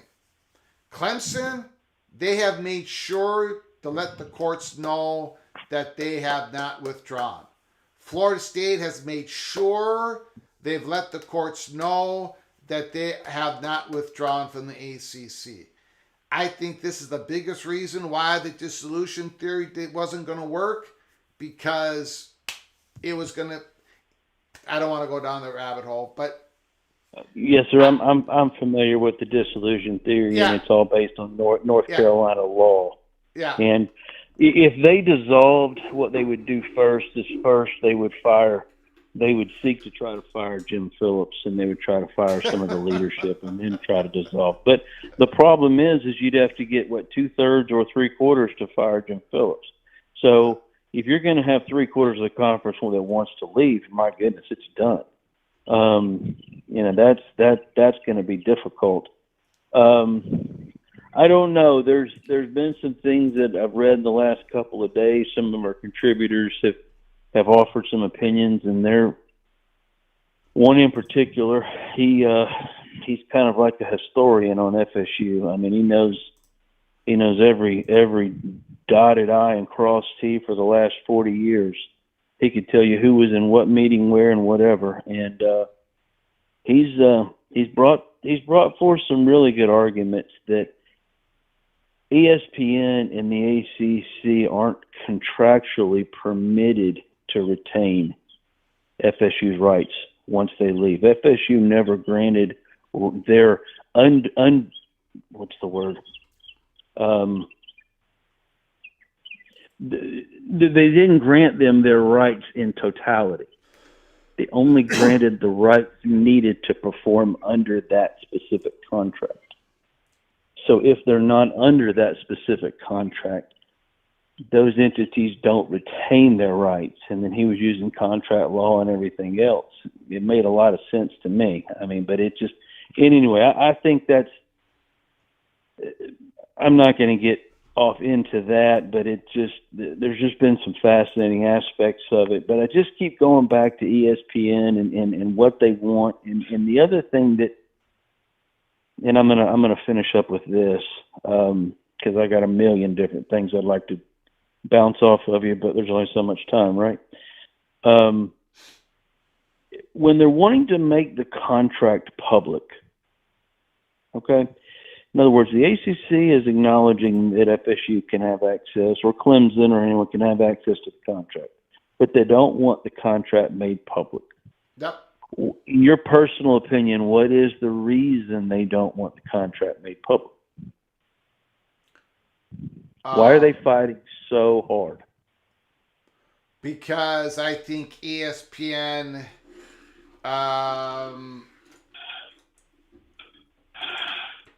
because maybe it's more of a trend instead of a one-off on how ESPN has written up these media contracts, making sure they have an out clause, not only when it comes to college athletics, but maybe in professional media packages and all that stuff. I don't think they want any of that to unravel.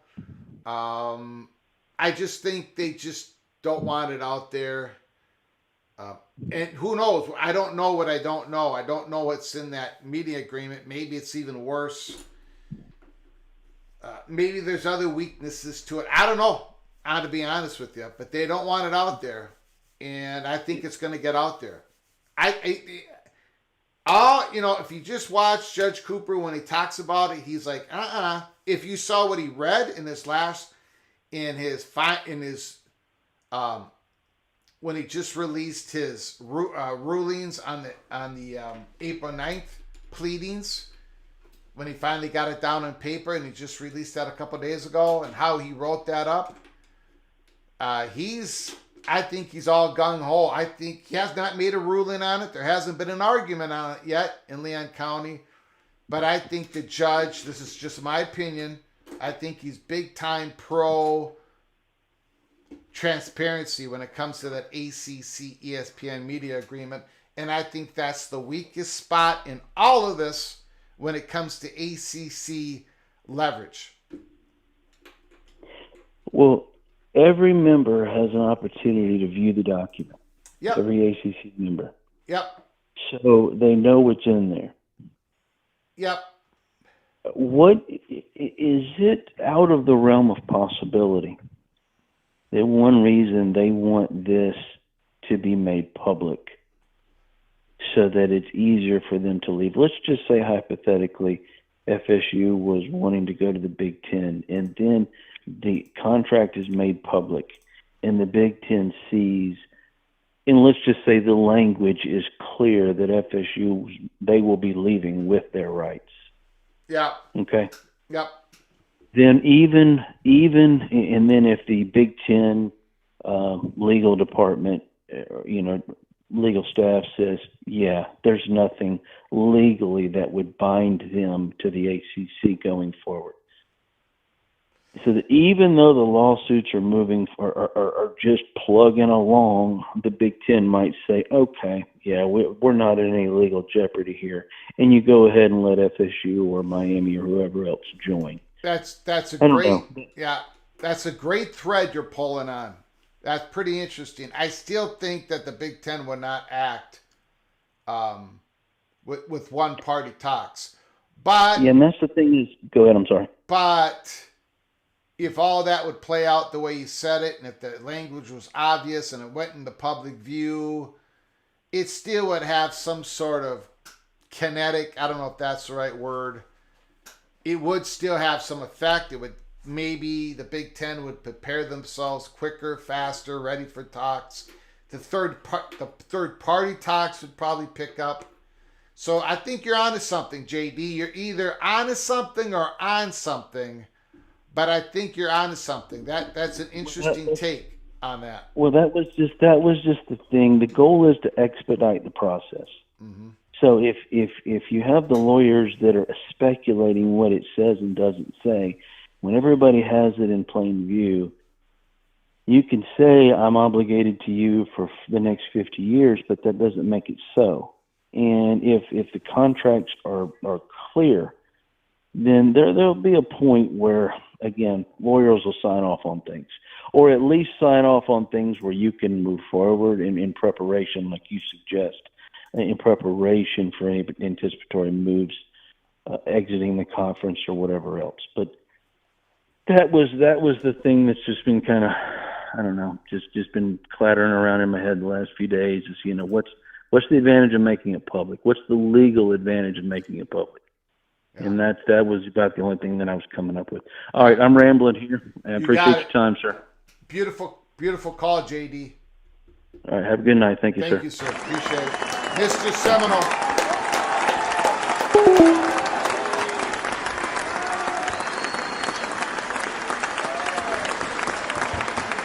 If you're new to the channel,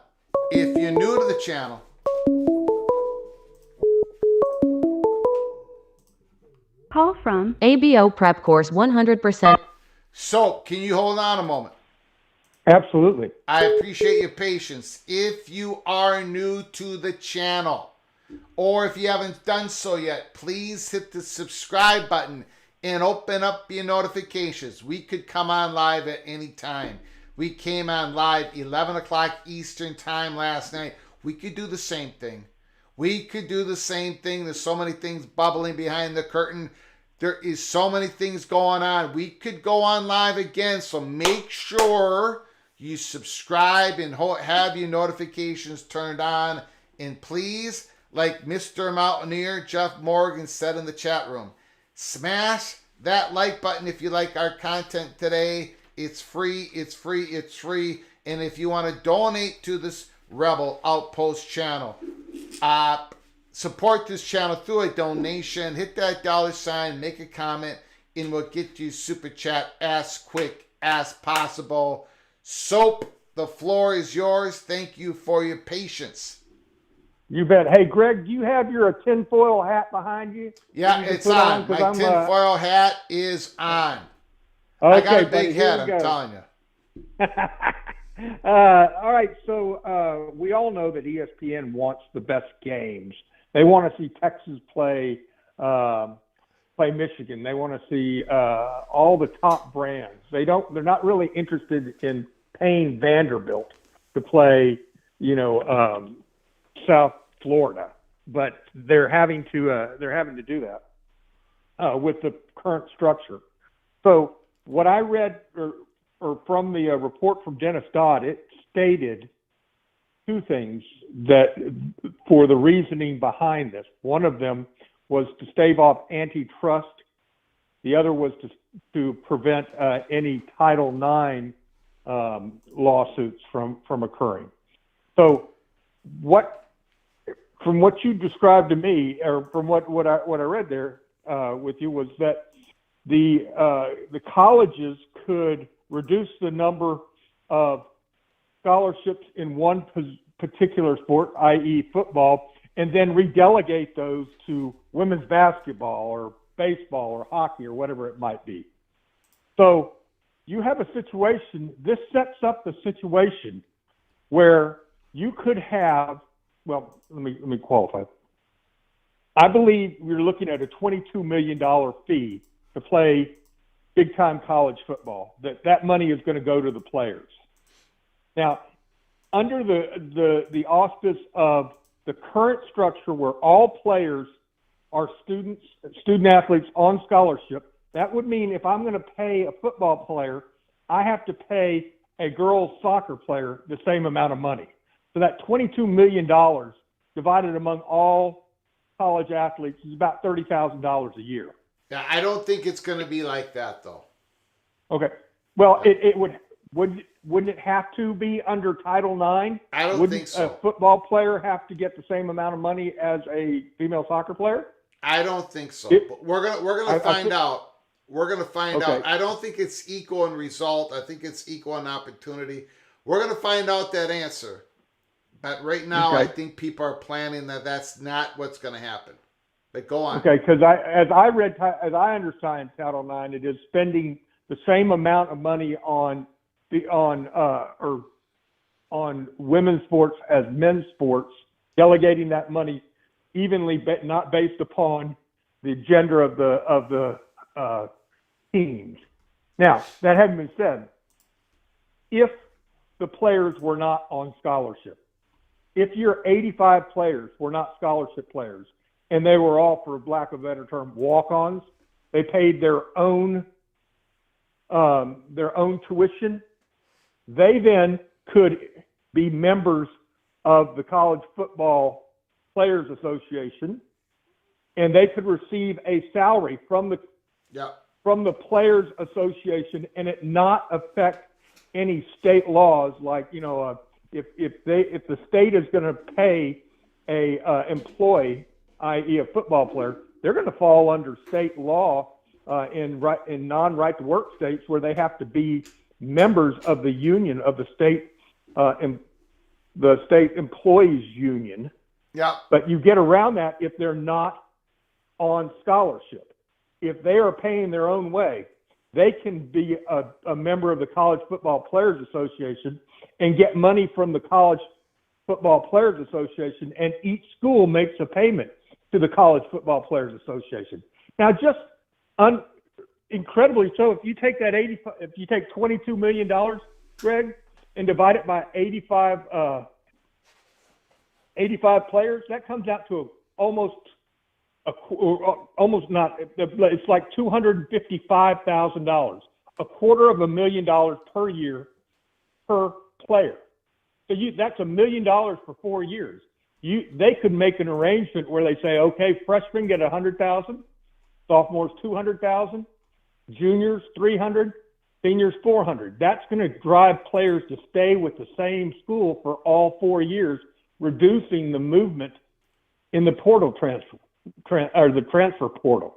It's going to build up enthusiasm with the players and with the fans, because they're going to know that their players are going to be there for a while. It's not going to be affected at all by NIL. NIL is completely separate.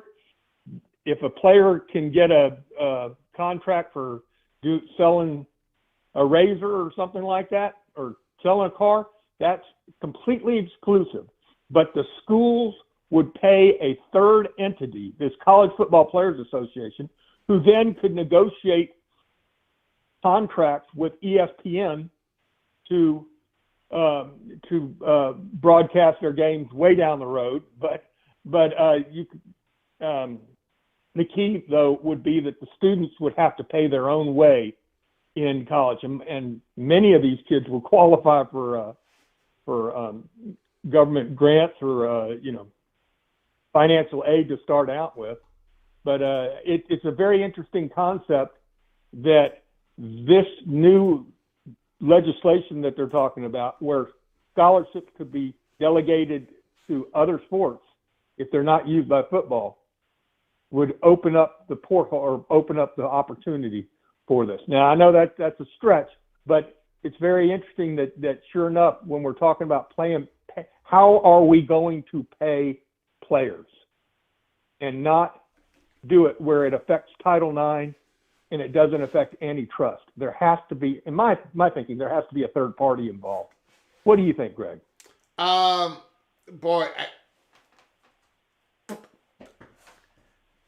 to pay players.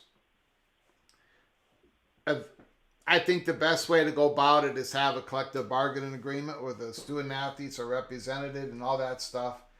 But it looks like they're going to try to go a different route where they get protection and codification from Congress, in where these players are going to be signing a letter of intent and their NIL is going to be part of it and all this, and they're going to be selling their NIL to the universities. And your comment, I forget what your comment.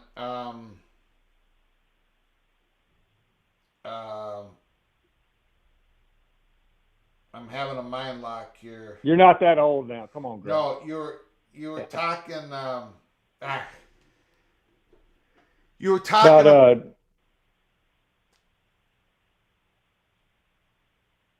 I'm having a. What were you talking about?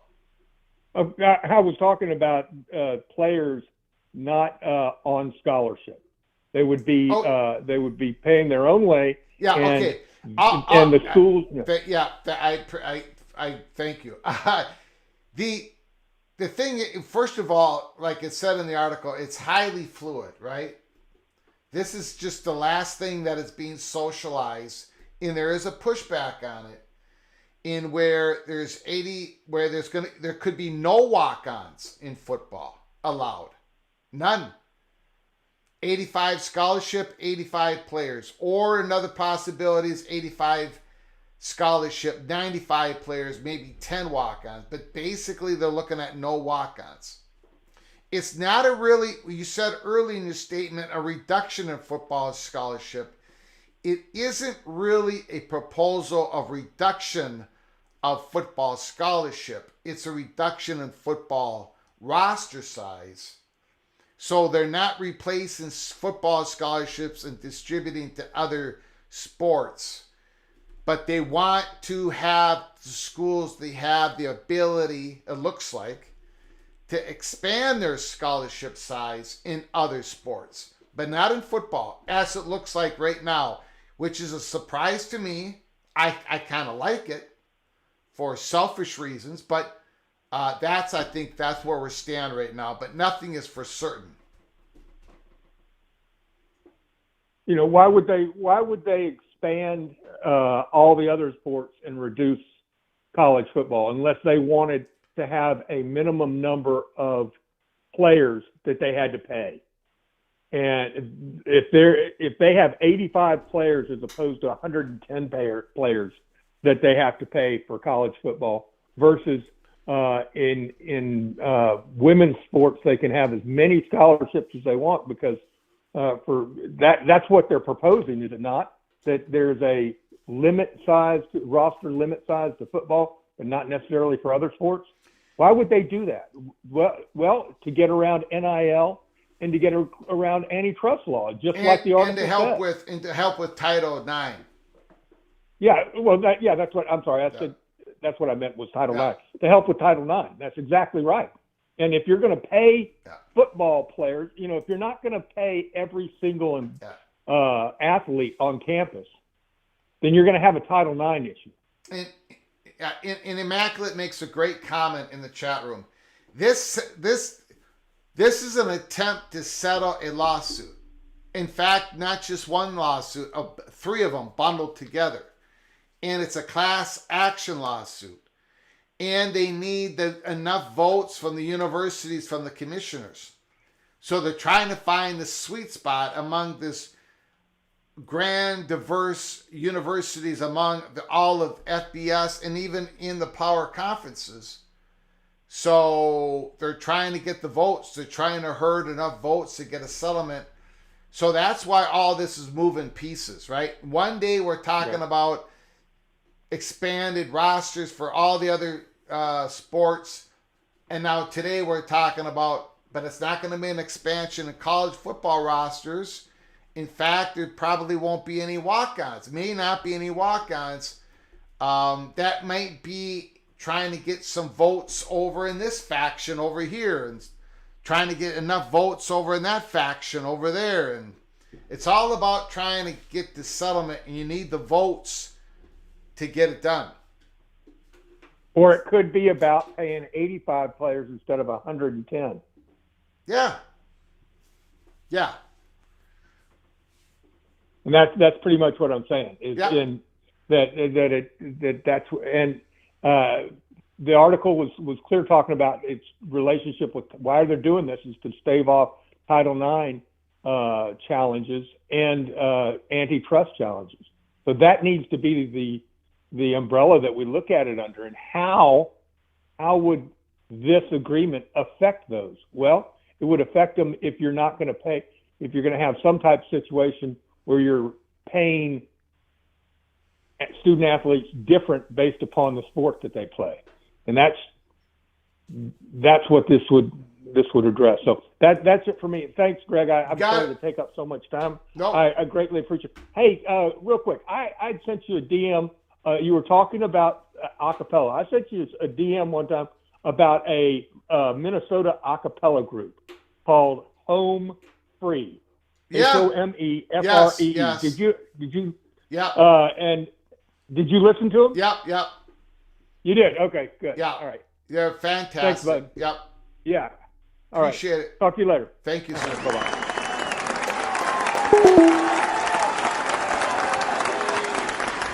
John Drive. Florida State would lose money traveling to California, Oregon, Washington, Ohio, Minnesota, Wisconsin, Nebraska, and others. That $100 million contract ends up being a $30 million deal after travel.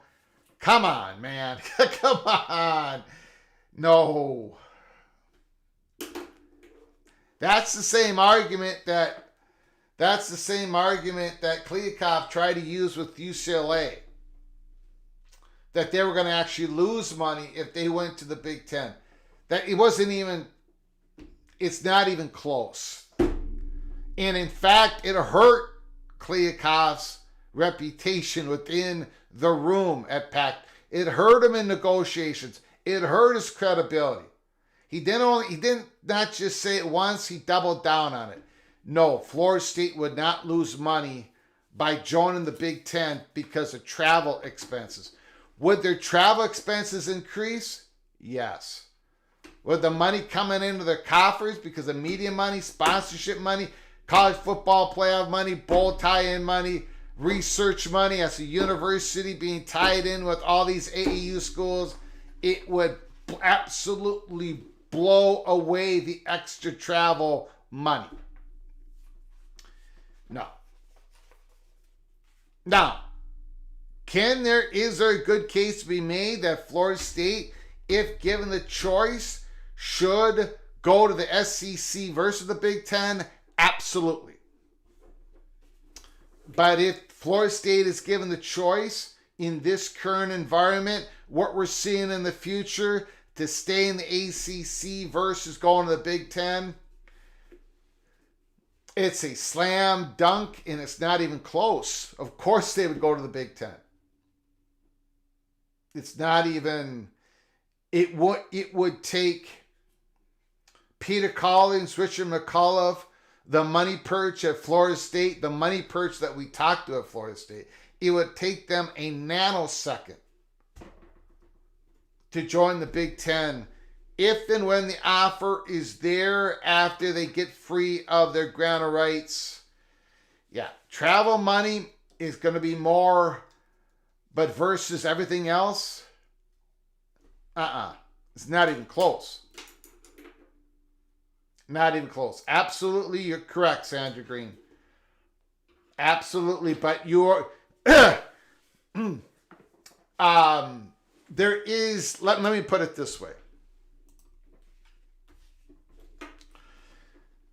There is a wider margin of error for a research university to become a bigger research university, to increase your faculty in research, to create your doctorate, to create your opportunities with federal grants, to create your ability to combine your resources, your digital library, and everything else that you have with another research university to gain more research and development expenditures yearly for your university if you are a Big Ten university. Now, with Nebraska, it hasn't turned out that way, but everybody else has increased their research development expenditures big time as Big Ten members. I'm just saying, you do not, as a big time university like Florida State is, you do not say, no, we're not going to go to the Big Ten because we're increasing our travel budget.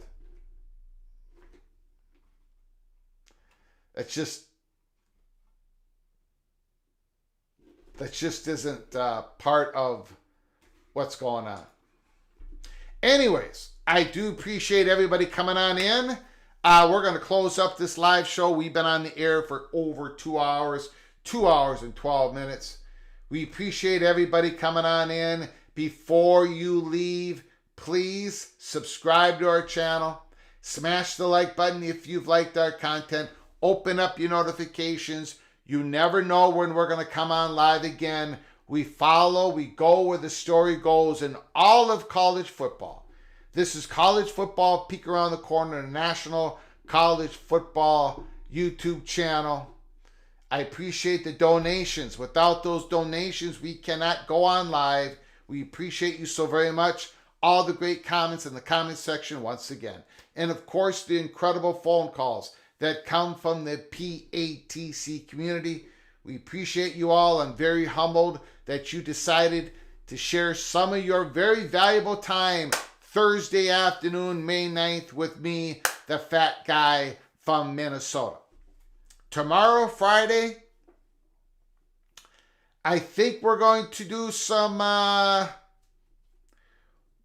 we're going to do at least one way too early predictions coming up for the 2024 football season. So I'm going to get in trouble with some of you in the PATC community. We're going to have some fun tomorrow. And of course, if there's any breaking news in the stories that we are investigating here at Peek Around the Corner, and the stories outside of our scope that other people are going to be publishing tomorrow, we're going to be covering it here at Peek Around the Corner. So, thank you for staying with us here, and until next time, keep your head on a swivel, and please, you all take care of each other, great care of each other. I thank you so very much.